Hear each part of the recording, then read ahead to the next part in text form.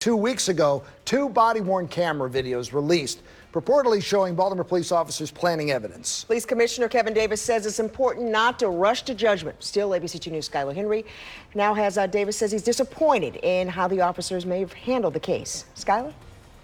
Yeah, Kelly, Commissioner Kevin Davis calls the sequence ugly. He stretched a video showing officers recovering jugs, but not before a body-worn camera is turned off and then turned on again. It's another case, he says, where he isn't sure whether his officers had poor judgment or did something worse.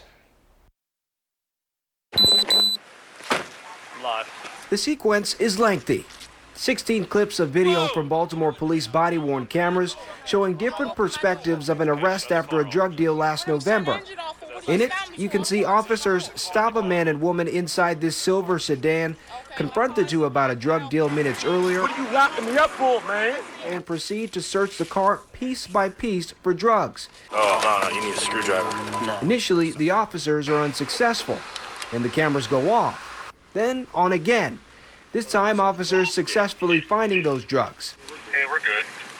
I think that's a conclusion that we just can't jump to because a camera is off. So while it's ugly and while I'm disappointed that officers in these 2 incidents recently did not have their cameras on, I think it's irresponsible to jump to a conclusion that the police officers were engaged in criminal misconduct. Commissioner Kevin Davis once again addressing body-worn camera protocol. Just 2 weeks ago, he had to do the same thing as it looked as though officers planted drug evidence in a separate case. In both of these cases, it's no doubt that drugs were recovered and the recovery of those drugs were captured on body-worn camera. The Office of the Public Defender initially found a discrepancy and alerted the state's attorney's office, who was ultimately forced to drop the case on Monday.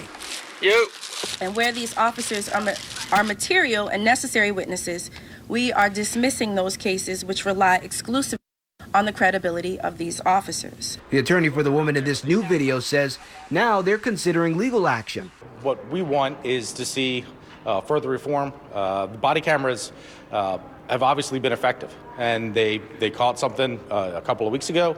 The public defender's office caught, and this is another chance where they caught it again. Just yesterday, Commissioner Davis released a memo calling for officers' body-worn cameras to remain active until the officer leaves the scene for good. He says now it's important to wait for a completed investigation. Well, if it was true, I'd stand up here and say it was true. And I've been here long enough as police commissioner that you all have seen me time and time again condemn criminal misconduct by police officers. Condemn it. But if I'm going to stay true to my word that I'm going to call balls and strikes, I'm not going to call something a strike that's not a strike. Well, what's important to note here is that none of the officers in this investigation have been disciplined in this case. That defense attorney tells me he and his client are waiting until the internal investigation by the police department before considering any legal action.